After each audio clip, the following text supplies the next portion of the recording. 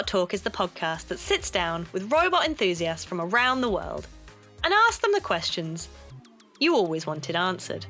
Like, why can't the robot learn from its mistakes? And how does that thing work?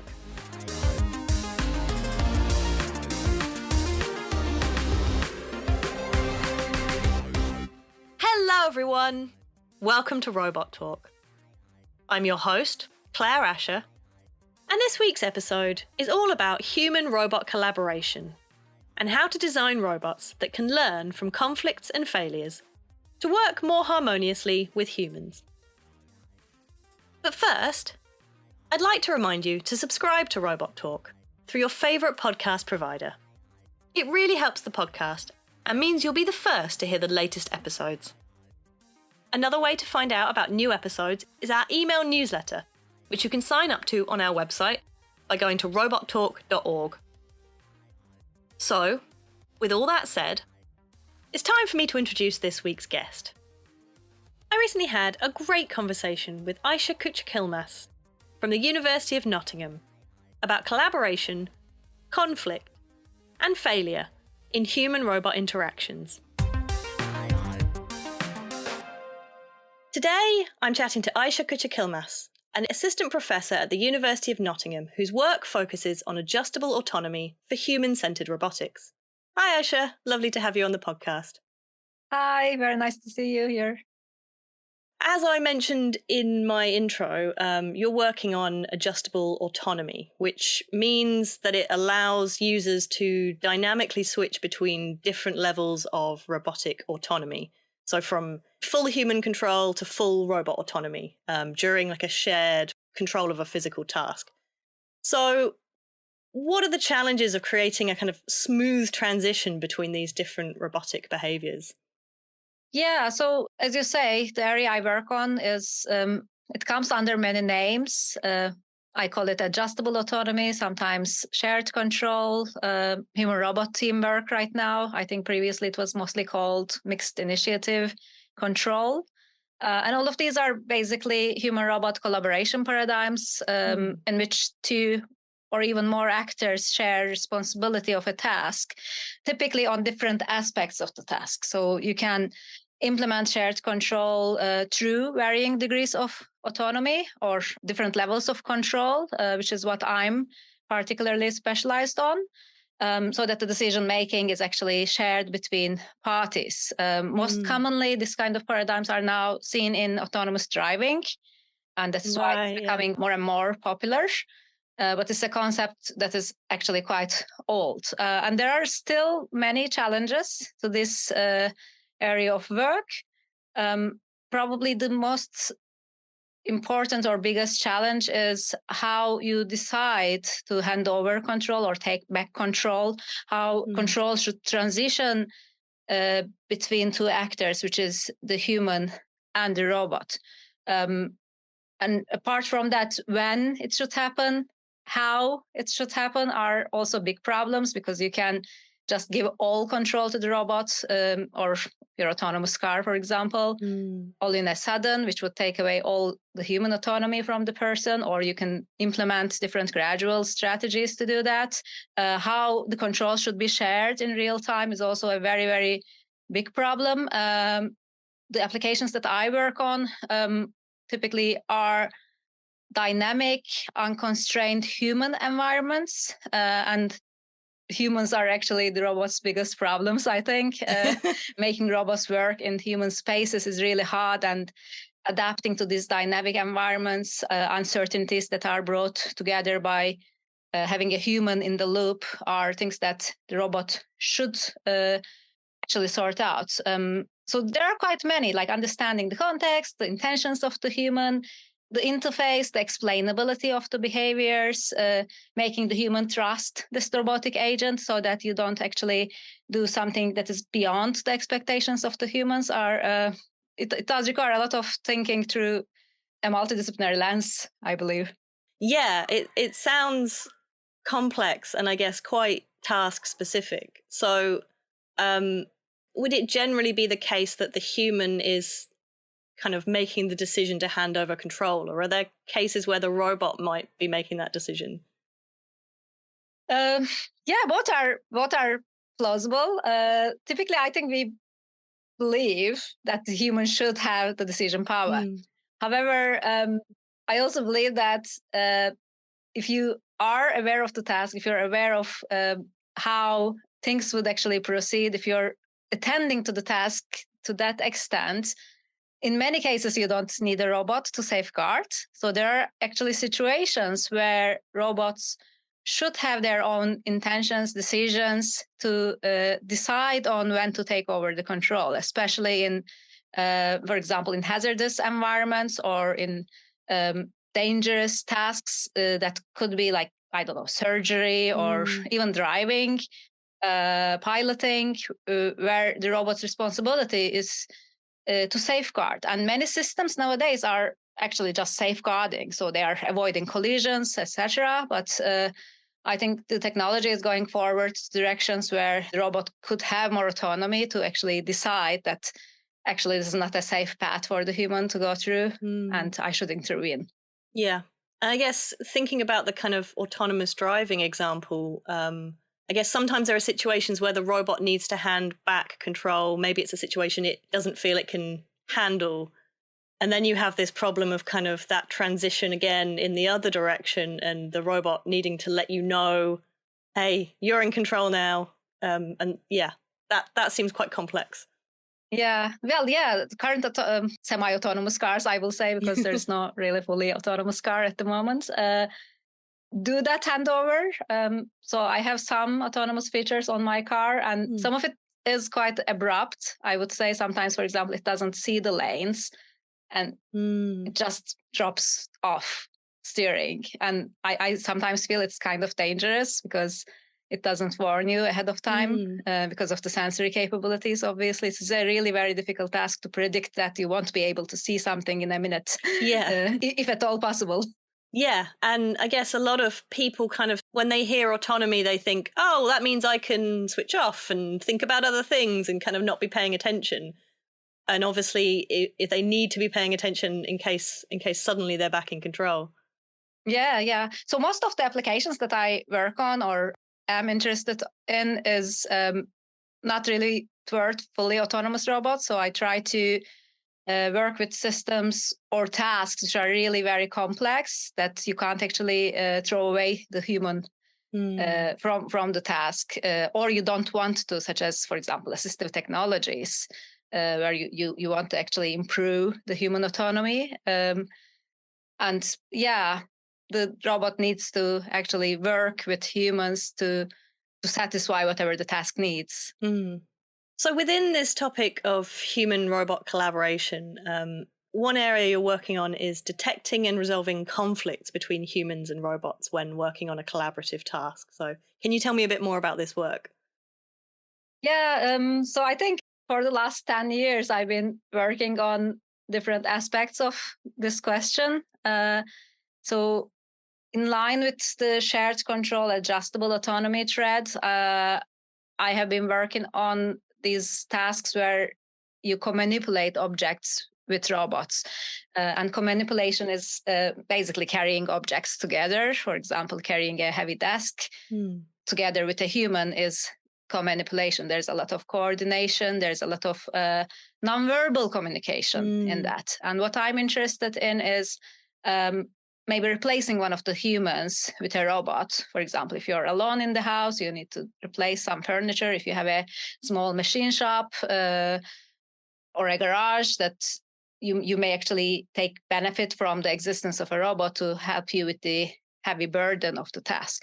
But because these tasks in home environments, in small workplaces, are not as well defined as in industrial environments where you could just put a crane Yeah. that would lift or take the bulk of the load from your hands. Um, I got interested in how we can get a robot in helping a person doing that. And we started with actually investigating human human interactions. And I still do a lot of work collecting data from Mm. humans. So most of the work, I would say, is human inspired to understand how humans coordinate actions without talking for the Yeah. majority of the time. And coming back to the table carrying example, I really like it because everyone can actually think about it. Yeah. You hold something and you start pulling, pushing, lifting, and there comes a moment where you don't actually need to have a conversation. You would actually feel the forces and then can complete the manipulation using those haptic information. And the area I work on is haptics. So I try to look at how people coordinate their actions through the haptic channel. And one aspect of this coordination is when two actors, two humans, or one human and a robot, have conflicting intentions on how to complete the task. So if I want to go right, or if I want to go forward, and you want to just go left, or you want to just rotate the table, that creates a motion conflict. And what we have been doing within my group and collaborating with also colleagues at Koç University in Turkey is to collect a lot of data looking at what kind of conflicting behaviors arise in human-human interaction and learning from them to first classify these conflicting scenarios. We came up with a taxonomy of human joint action.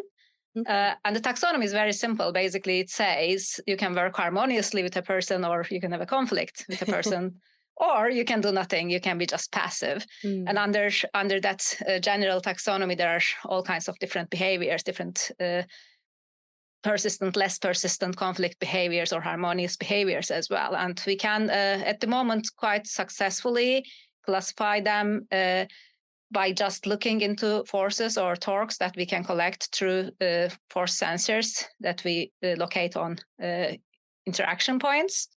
And from that point on, we would like to move on to looking into how people are actually resolving that conflicts. Because that is, I think, the bigger problem on what actually we are doing. And honestly, every single person does a different thing. Some people are very dominant. They don't resolve the conflicts at all. Some people are quite good team players. And there is also the coordination between two people. Some people make better partners. Yeah, it's the table carrying example is a really good one to kind of actually visualize the problem, and it's something we can all relate to, because at some point we've probably all carried something heavy with another human.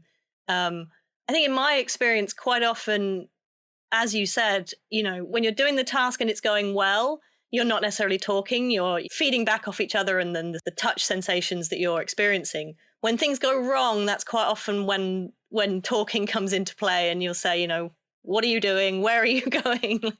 That kind of thing. Definitely. You need multimodality in general robotics applications, I think. And this links well with your first question about what are the challenges in shared autonomy. The human-robot interface, how the robot explains what it's doing, what it's trying to do, is essentially very, very important, as it is for us humans. Yeah. And I guess its ability to understand, if a person is talking to it, to understand that. And I think quite often when people get frustrated, they become less good at communicating. Yeah, definitely. It's all bi-directional. Yeah. And one other thing that occurred to me as you were talking was quite often in these tasks, I find one person will kind of take the lead, and it's not always something that's discussed. It's just one person kind of becomes dominant and the other one sort of follows. In this robot scenario, is it always the person that would be dominant? So no, what we try to do is to exchange these roles. So if you call it a leadership followership role, actually it is beyond the followership role that we try to implement in the robots to make them a little bit more proactive anyway. But I believe there is always this exchange of roles, even in human-human interaction. So one person typically is a dominant person, but imagine yourself carrying this heavy object, and at one point you may see the whole room where you're actually navigating to. And then you turn the corner, you go onto a narrow corridor and you stop seeing anything. And there's no way that you can actually dominate the task. You have to give your control or give the dominance of the task to your partner. And we don't really think about it, but these role exchanges are a fundamental part of how we are actually managing these things. But you're right. I think there's some prior information, prior assumptions that make one person more of a leader in even physical tasks. There's also the underlying exchanges of the roles and how people negotiate these roles, how people negotiate the control authority. And these are all paradigms we try to implement with robots. And it is a design question. Do you want the robot to become more dominant? Do you want the human intention or human decisions to lead the task or override the robotic autonomy? Or do you want to do something more creative? Up until now, I think robots have been mostly on the safer end. We don't really investigate many of these conflicting scenarios in robotics, but I think they are very, very interesting to move beyond what we have right now. Yeah, definitely. It's a really interesting problem. I think so often in robotics you find that something that we do unconsciously and with relative ease is actually really complicated when it comes to making a robot do it. Yeah. So you're also working with robots that interact with people over the longer term and are trying to look for ways that these robots can learn from failures. So how does a robot detect a failure and then go on to learn from that mistake and improve in the future? Well, there are different kinds of failures, I would say.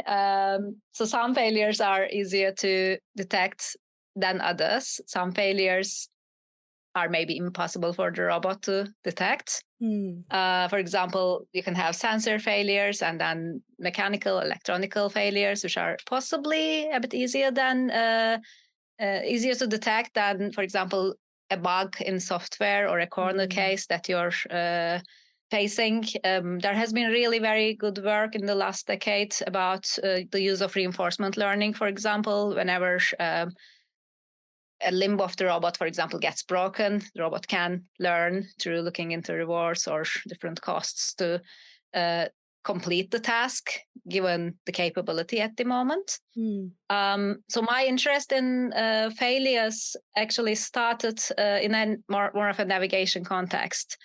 And this was done through collaboration with University of Lincoln, Markan Hayde, who has a robot called Lindsay that works in a museum full time. So the robot is actually in the Lincoln Collection Museum, even at the moment. And what it does is it gives tours to people, whoever uses the robot. And when I was working in Lincoln, basically we were looking into the operation of that robot, and we noticed that the robot actually fails a lot. Okay. And it can actually recover from navigational failures. For example, the robot is based on this ROS ecosystem, robot operating ecosystem, which hopefully your audience is familiar with. And even ROS has many ways to detect and recover from failures.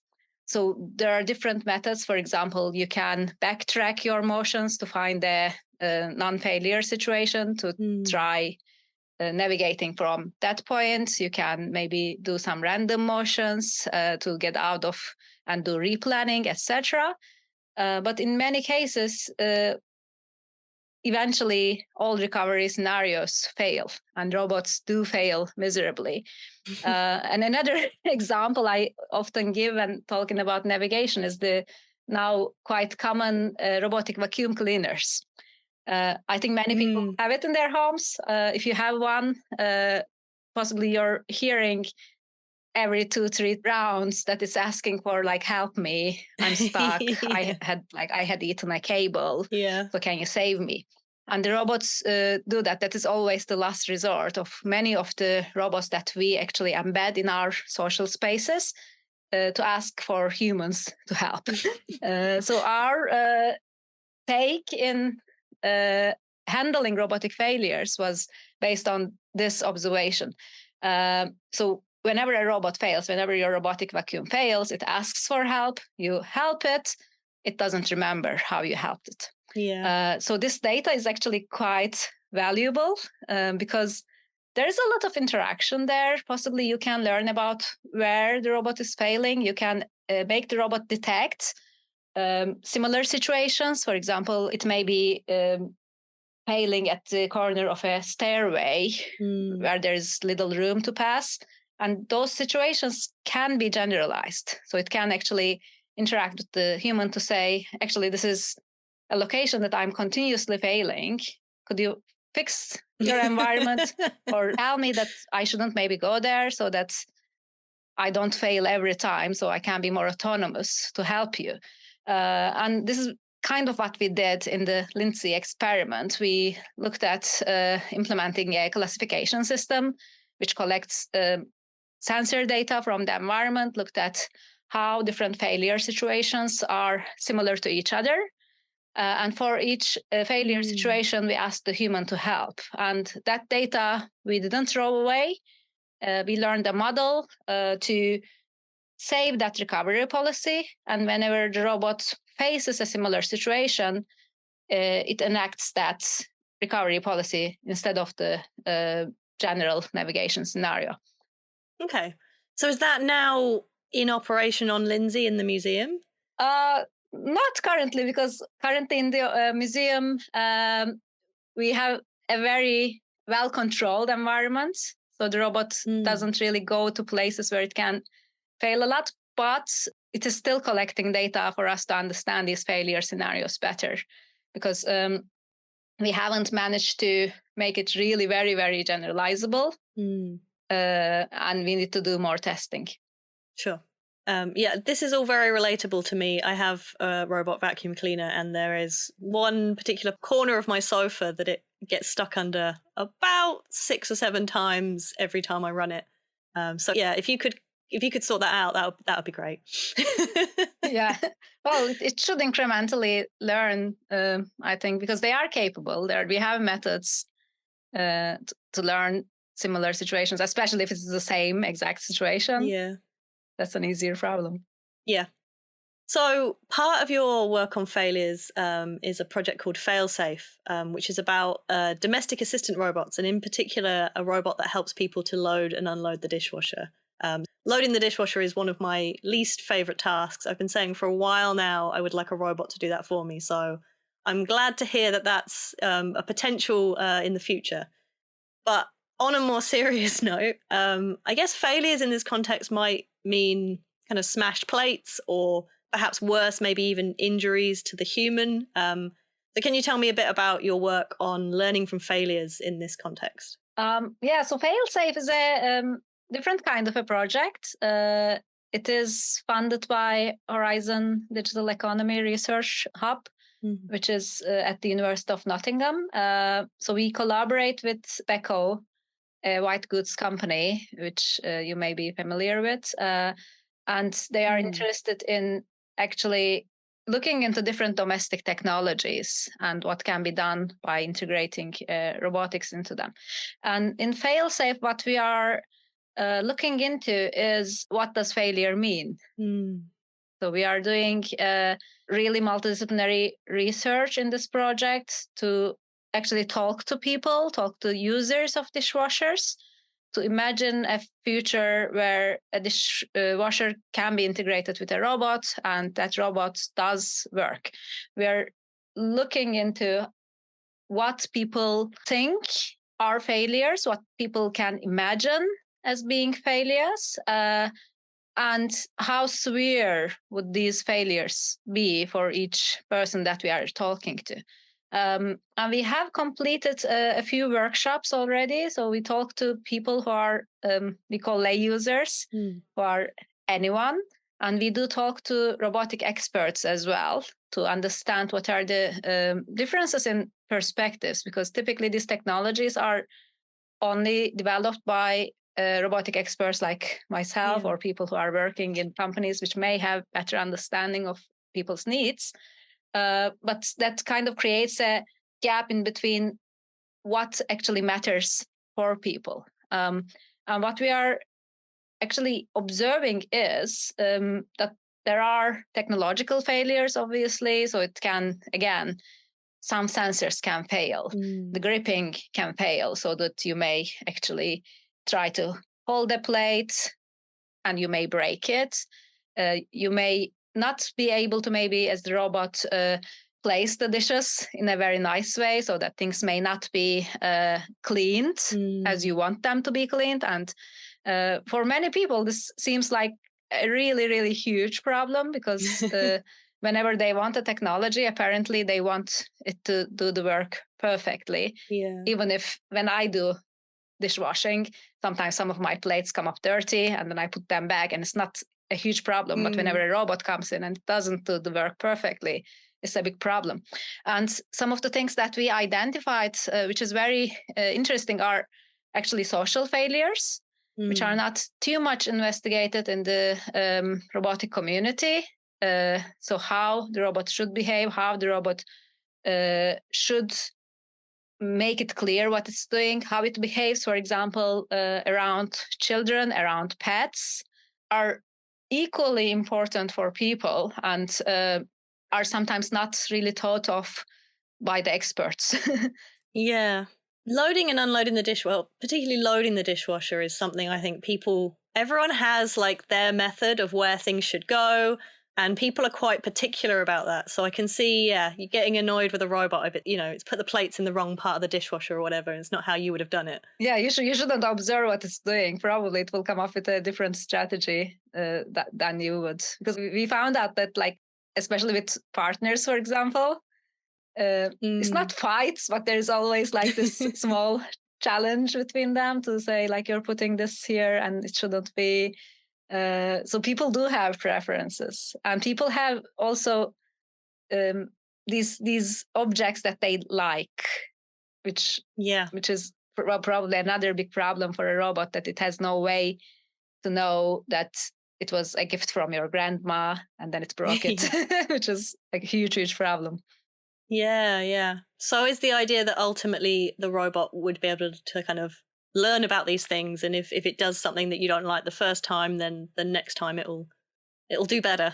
Yeah, definitely.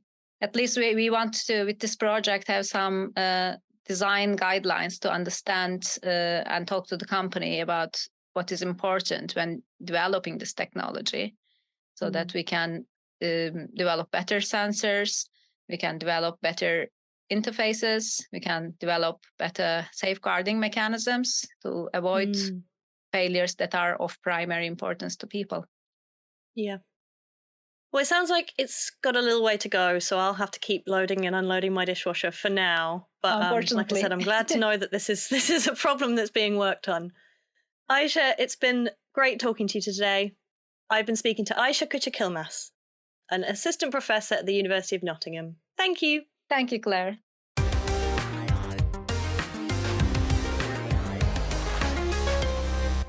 Thanks for listening. If you enjoy Robot Talk, I'd really appreciate it if you could share the podcast and leave a review to let us know what you think. And if you've got a question you'd like me to ask one of my future guests, you can contact us on social media at Robot Talk Pod or visit robottalk.org. We regularly announce upcoming guests, and I'd love to include your robotics questions, whether they're super basic, a bit silly, or even quite profound, in my next interview. Next week, I'll be chatting to Rav Chinnilal from Sellafield, all about robotics and AI for nuclear decommissioning. Until then, I've been Claire Asher, and this has been Robot Talk. Robot Talk is brought to you by the Hamlin Centre, Imperial College London.